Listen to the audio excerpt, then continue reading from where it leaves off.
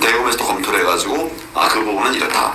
또 거기서 의견 보면 이런 식으로 해서 혹시 경험이 있는 분은 있는지 모르지만 선거사법에 관해서는 검사라고 해서 아무나 하는 게 아니고 다 중앙에 해가지고 워낙 어려워요, 여러분.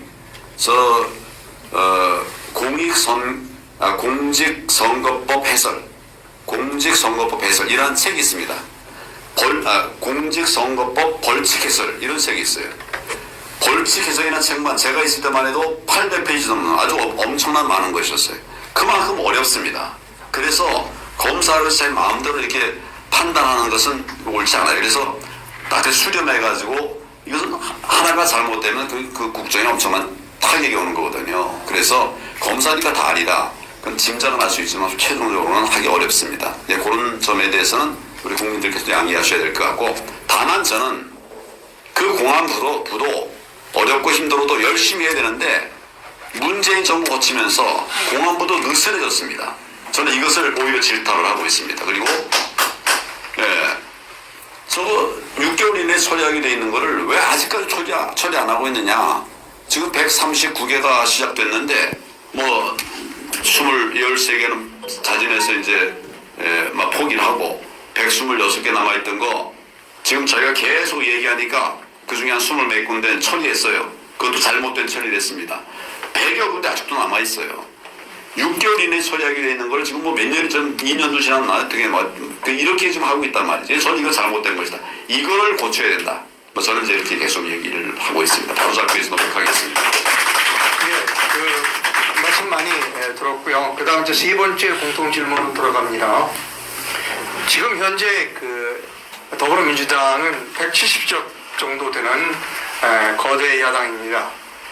자, 이제 실질적으로 윤석열 정부가 출범했지만 하고 싶은 활동을 할 수 없습니다. 왜냐하면 국회에서 모든 것이 법안을 통과시켜줘야 하는데 저들이 거대 의석을 무기로 발목을 잡고 있습니다.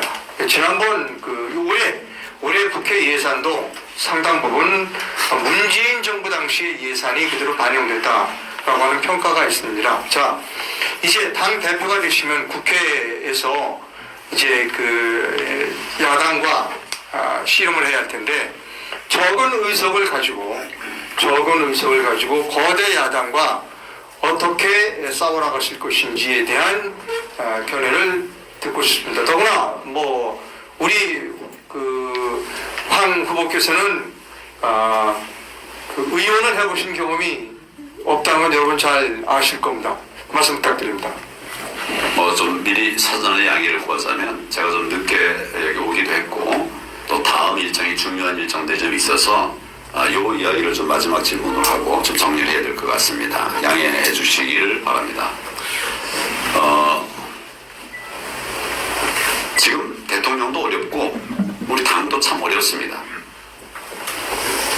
국회가 169석 절대 다수를 가지고 법 개정 자기들 마음대로 하고 대통령의 법 개정은 또 못하게 하고 예산도 자기들 마음대로 하고 우리 대통령의 뜻은 반영하지 않고 지방과도 마찬가지더라고요. 아까도 제가 고향을 다녀왔습니다만은 고향 특례시에서도 법안 통과가 안 된대. 예산이 확보가 안 된대.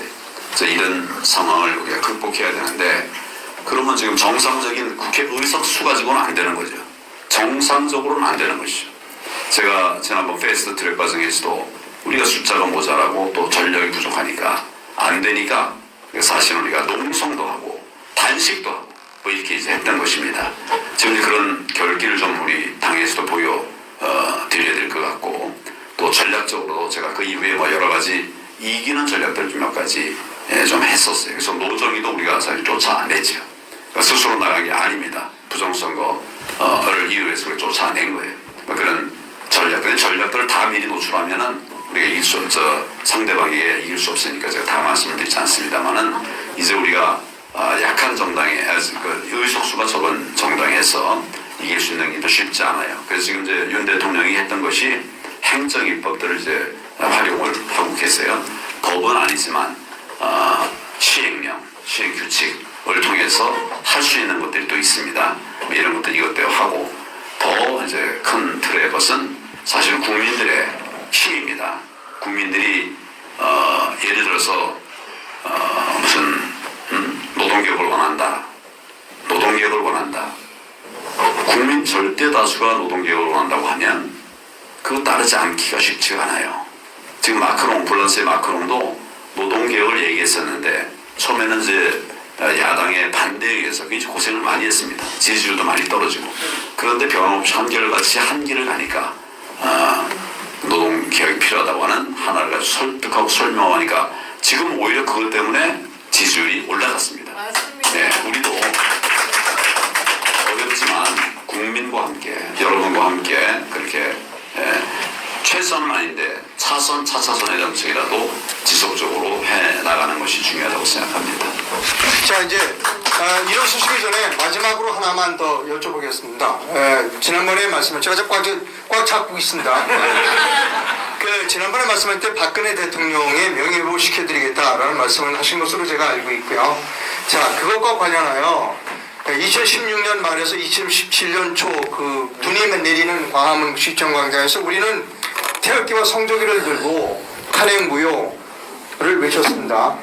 자, 그때 황교안 권한대행께서는 황교안 시계를 만든 걸 여러분 기억하고 계실 겁니다. 자, 그러신 분이 지금 현재 박근혜 대통령 탄핵 명예회복을 시켜드리겠다. 두 개의 인과관계를 설명해 주시고, 그리고 반성할 부분이 있다면 반성하시고 없다면 없는 거고, 그것을 마지막으로 말씀해 주셨으면 감사하겠습니다. 황교안 시계를 이야기하는데 참 유치한 예라고 생각합니다. 그것은 내가 쓰려고 만든 게 아니에요. 우리 외빈도 오는데 그분들에게 대통령께서 선물해 주는 것들이 여러 종류가 있어요. 시계도 있고 넥타이도 있고 그렇습니다. 내가 쓰려고 하는 것이 아니에요. 또 그런 실무적인 것을 내가 한 것도 아니에요. 그렇지만 그게 만약 책임이 있다면, 만에 하나 책임이 있다면 다 내가 책임지겠다고 하죠.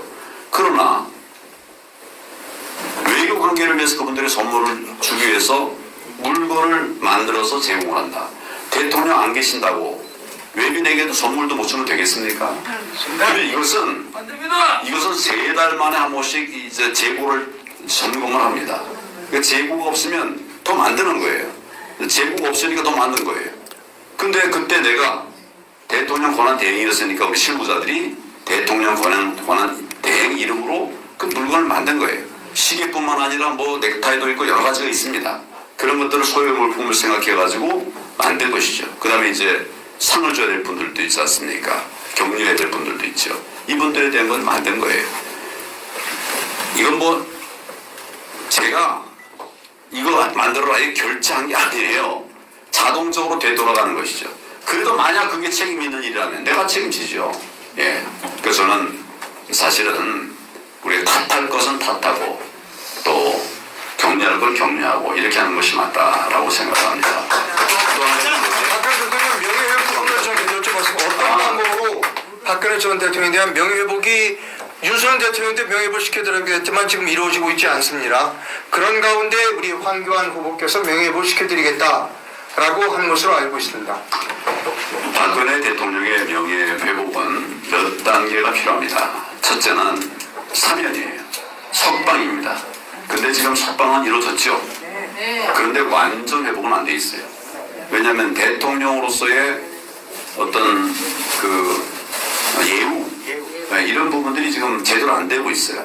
제가 엊그제 이제 사저를 가봤습니다만은 참 대통령의 사저라고 말할 수도 없는 그런 곳이에요. 그래서 예우도 제대로 돼야 된다. 그리고 그것이 다가 아닙니다. 박근혜 대통령은 내가 장관 때 처음 뵀어요. 나더러 이제 법무부를 맡아달라고 그래서 제가 뵀습니다. 그 다음에 제가 열심히 이제 했는데 박근혜 정부의 모습을 한번 설명을 드려야 될 것 같아요. 박근혜 정부는 개혁 정부였습니다. 개혁 정부였어요. 우리가 하는 모든 것들이 다 개혁이더라고요. 다. 첫째는 4대 구조 개혁.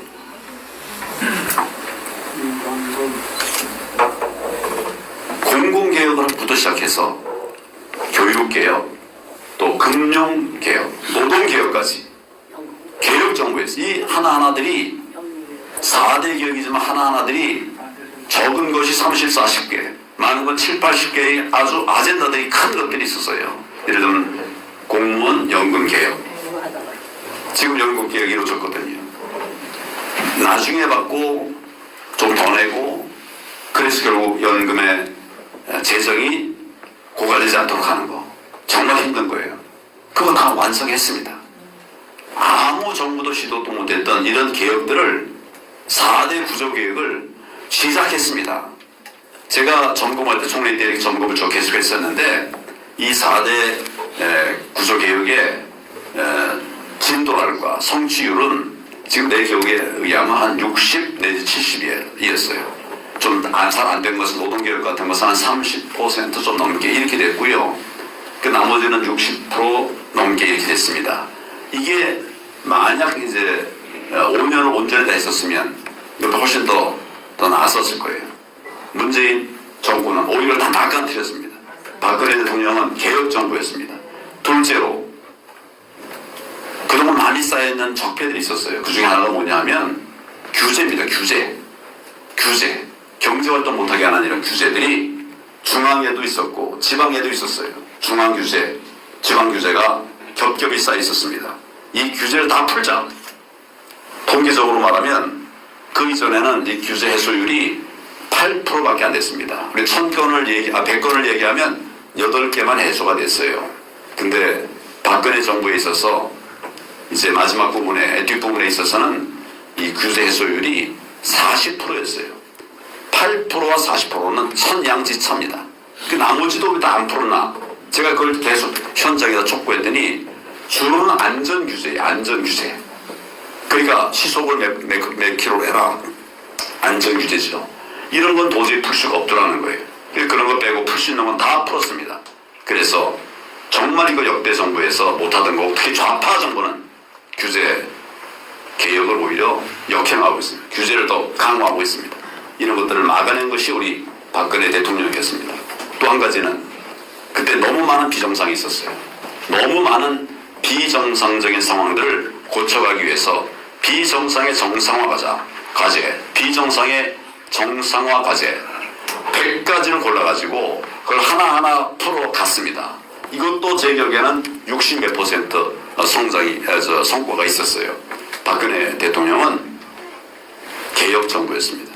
그분의 뜻이 더 이어져 갈 수 있도록 저는 계속 그것을 지켜내가고 내가 할 수 있는 것도 해나가도록 그렇게 할 것입니다. 양해해 주시면 이렇게 해서 일어나겠습니다. 아니요. 마지막 질문 하나만 더 하겠습니다. 됐습니다. 아니, 됐습니다. 너무 시간이 많이 갔습니다. 미안합니다, 사회자. 여러분, 양해해 주시겠습니까? 오늘 참석해 주신 황교 후보에게 박수 한번 보내주시죠. 예, 감사합니다. 고맙습니다.